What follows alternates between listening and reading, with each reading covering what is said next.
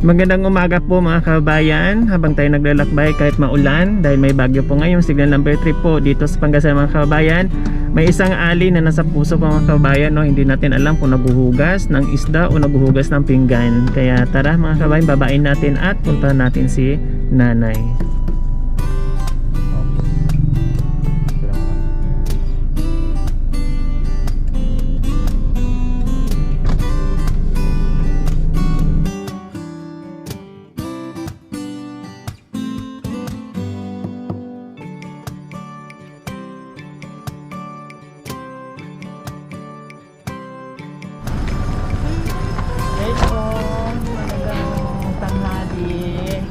Anong ginagawa niyo po dyan, nanay? Naglilinis po ng ulam po, ma'am. Oh, wow, ang sarap naman yan. Fresh na fresh. Galing bagong huli po ba? Opo. Kayo mismo ang nanghuli? Hindi, yung asawa ko po. Saan dyan? Hindi, doon sa Kalumbuyan po. Wow, halata kasi na talagang fresh. Ayan po, oh. Ayan, buhay pa nga, oh. Anong tawag yung maliliit na isda na yan, nanay? Yung meeng sa Pangasinan po. Ha? Meeng. Maong? Opo. Oh. Sa amin, muong. Oo. Wow, ang sarap naman yan. Lalo na pag yung ibalot mo sa dahon ng Saging. saging. Opo. Yung paksim ba? Opo. Tapos lagyan mo siya ng ano, nanay, yung pangpaasim. No? Ang sarap niyan, kamyas. Opo. Nakabalot sa dahon ng saging, tapos may luya. Tapos tawag nito, suka, bawang. Ay, ang sarap niyan. O, assorted na ano, halo-halong isda na fresh na galing bagong huli ng kanyang mister. Anong pangalan ni ate? Susan po. Si Ate Susan. Ilang taon na kay Ate Susan? 42 po. 42. Wow, 42 na si Ate Susan. Ilan ang anak? Labing isa po. Ngayon, 10 kasi namatay yung isa. Nagbigti siya. 11 ang anak niyo? Oo. Nagbigti yung isa. Bakit naman nagbigti yung isa? Ma'am, binabai po yung isa. Yung nagbigti? Oo, binabai O tapos? Hindi ko alam, hindi niya rin sinabi yung problema niya sa Ilang taon? magsi-17 po sa 27 ngayon. O, kailan nangyari yun? May 6 po. Ito lang bago? Na nung nakaraang buwan? Opo, mag-graduate lang sa 10. Grade 10 na. Ngayon, grade 11 na sa po. Bakit? Wala ba kayo napansin sa kanya? Wala rin, ang saya-saya niya, yung nakita yung mga tawag dito yung mga kandidato. O, tapos? Ayun tapos nung hapon na, kasi nanood kami ng basketball. Oo. Kami yung mga anak ko, pati siya nandun nila, ang saya-saya niya, pa, pinanood niya pa yung isang kambal niya. Tapos, Bakit may kambal siya? Opo, kambal siya, yung lalaki yung isa. Tapos yung yung isa rin nanood din kami. Lahat, nandun kami Sa lahat. sa kambal niya, wala siyang nasabi na problema or sa mga Wala kapatid rin. niya, sa mga Wala. kaibigan niya, sa kaanak niya? Wala. Bigla lang gano'n na Oo. nagbigti. Dito mismo sa bahay Po, niyo? doon sa taas po, nakasabit yung leg niya, ang nakakita ito, tapos ako, tapos yung nandun na dalawang anak ko, na maliliit. Hindi, wala ba siyang problema sa school, sa pag-aaral niya, Wala rin sinasabi sa amin. barkada? Hindi nung nanood ng concert dyan sa bayan. So tapos, Nung dumating kasi hindi siya natulog dito, doon sa kabila kasama yung mga kaibigan niya. o Tapos tapos, sabi niya, nakasimango, dati dumadating. Mami, pupunta ako sa Korea, sabi niya. Ngayon, hindi na sinasabi sa akin na ganun. wala ba siyang kaaway na kapatid or hindi mo pa napagalitan? Yung babae ko na sabi niya.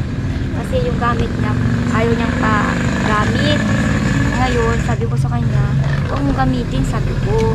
So, ayun na, tapos nag-anuan silang dalawa. Nagsagutan? Yun lang. Tapos nung oras din lang, doon, bati na silang dalawa. Hindi nyo naman din na napagalitan? Hindi rin. Hindi ko alam kung ano. Hindi ba nagbo-boyfriend? Hindi rin, ano siya, palaging ang ginagawa niya, module, ayun lang nung ano, nanood siya ng ano. So wala kayong nakitang dahilan na nagbigti siya. Nagulat na lang kayo sa pangyayari. Oo, nung dumating. Pero meron yun, may problema yun. Hindi naman Hindi niya sinabi sa akin. gagawin niya yun kung wala siyang problema, di ba? Nung ano, Imposible naman kung gagawin niya yun. sabi ko sa kanya, anong ginawa mo? Tinanong ko rin sa kambal niya, wala rin, sabi niya. Nagpangakuan silang dalawa na ano, yung problema niya. Nasabi niya sa akin. Eh, sabi niya sa kambal niya, sabi niya, anong kukunin mong kurso, sabi niya. Eh, sabi niya, seaman ako, sabi niya. Yung isa rin, linatin daw yun, yung kambal, yung isang namatay. Oo. Ngayon lang, sinabi niya, wala na. Pero tanggap niyo naman yung pagiging binabae niya. Utang. Hindi naman napapalo, hindi naman napapagalitan. Hindi namin pinapagalitan nung Open naman yung pagiging ganyang gender niya dito sa loob ng bahay, sa pamilya. Oo, kasi nung hindi Tanggap naman ang lahat. Oo, nung wala sa akin yun. Nasa ibang bahay. Hiniram sa akin nung grade 4 siya. Tapos nung kinukuha ko na, dito lang sabi nila. Tapos nung sinabi nila na yung babae na nandun sa kanila, yung sabi niya, papatayin kita, sabi niya. Ayun na sa akin. Sinabi niya sa akin na papatayin daw. Uwi ka rito, sabi ko rin sa kanya. Yung dating tinitirahan niya, sinasabihan siya na papatayin siya. Oo. Kaya umuwi dito sa inyo, bumalik. Oo. Bakit naman doon nasabing ganon? Hindi ko alam. Ayun na ang problema niya kasi sabi niya ginagawa niya daw nung 2014 pa daw yun. Tapos ngayon nung nakita niya yung alam niyo yung BTS po. Ano po yung Yung BTS? nasa yung mga Korea.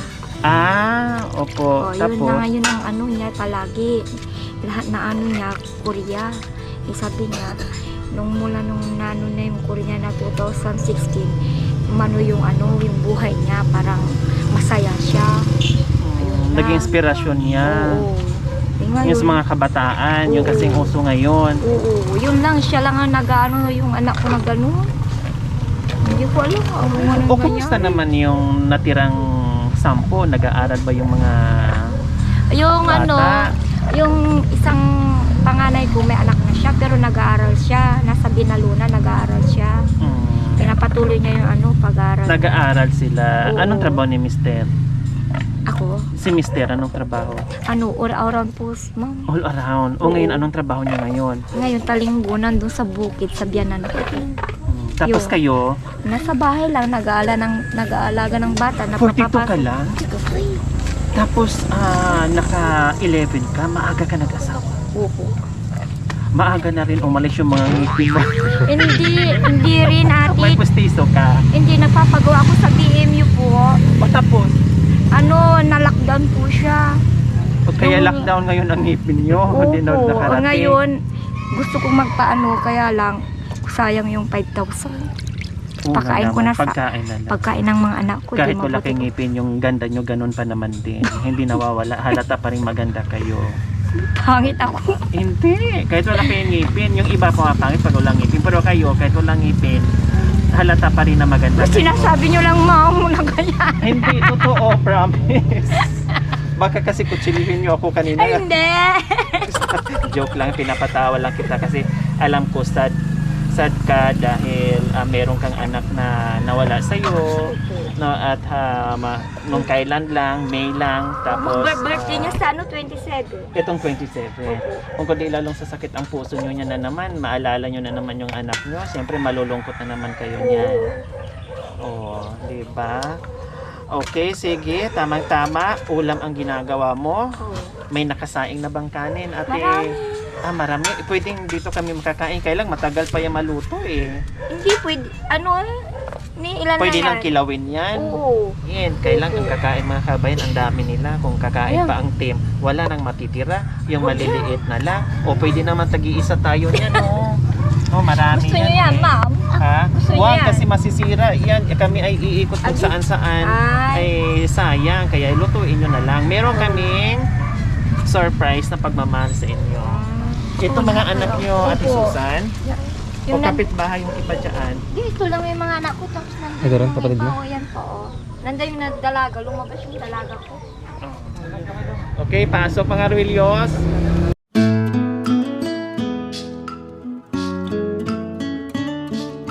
Ay, mamaya.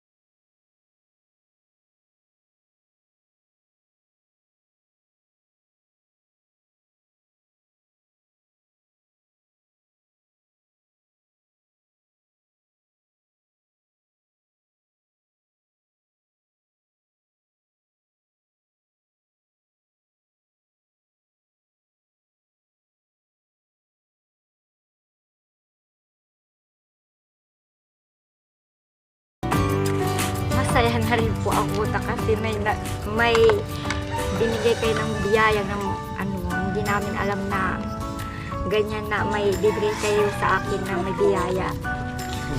Walang ano man, Nanay Susan. O ngayon, Nanay Susan, kanina habang nagkikwento kayo tungkol sa anak yung sabi nyo maganda, yung binabae yung anak, no, masiyahin. Ano ang mensahe mo sa kanya na nung buhay pa ay hindi mo nasabi sa kanya ngayon? Ano ang masasabi mo sa kanya, Nanay Susan? Masaya ako nung buhay pa siya. Ngayon, nung patay na, malungkot na ako. Bakit nalungkot kayo? Kasi namatay na po siya. Ano yung mga alaala na na-miss mo sa kanya, Nanay Susan? Yung paghahari niya sa akin. Tapos yung tinatawag niya sa akin na huwag ka nang maglaba, ma. Sabi niya sa akin, ako na, sabi niya.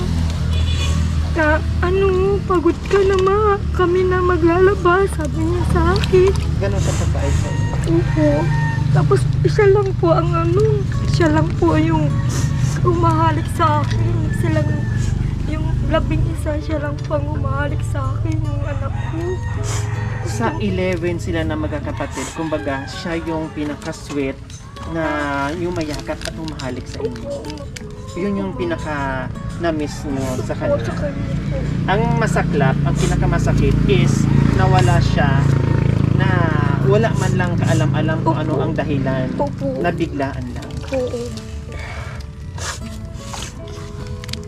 Tapos palagi niya sinasabi sa akin, Mami, siya lang tumatawag sa akin na Mami. Parang Sabi niya. yung mami niya, yung parang lambing sa inyo. Opo. Naglalambing. Oo. Siya lang tumatawag din sa akin. Ganun. Sabi ko, bakit ginawa mo ito? Sabi ko sa kanya. Hindi mo lang sinabi sa akin sakit, problema mo, sabi ko sa kanya. Ngayon, papalapit na ang kanyang birthday. Anong mensahe mo sa kanya, Ate Susan? Ano po? Dadalawin ko po doon sa kanya po. Tapos tawag dito ay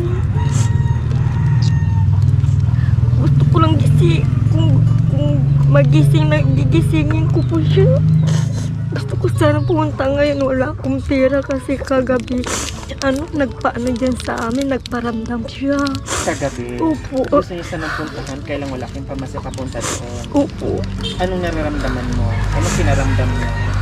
Parang siya, yung parang huwag kang mag-alala, sabi ko sa kanya kasi malapit na yung birthday mo, handaan kita, sabi ko sa kanya, huwag kang mag-alala, sabi ko sa kanya. Anong pangalan mo, anak? Gerald po. Gerald? O bakit naiyak ka kanina? Namiss mo pa si kuya mo? Mabait ba si kuya sa'yo? Opo. O bakit naiyak ka nung naiyak si mama? Naalala mo lang? Bakit namiss mo si kuya, anak? Bati ko siya.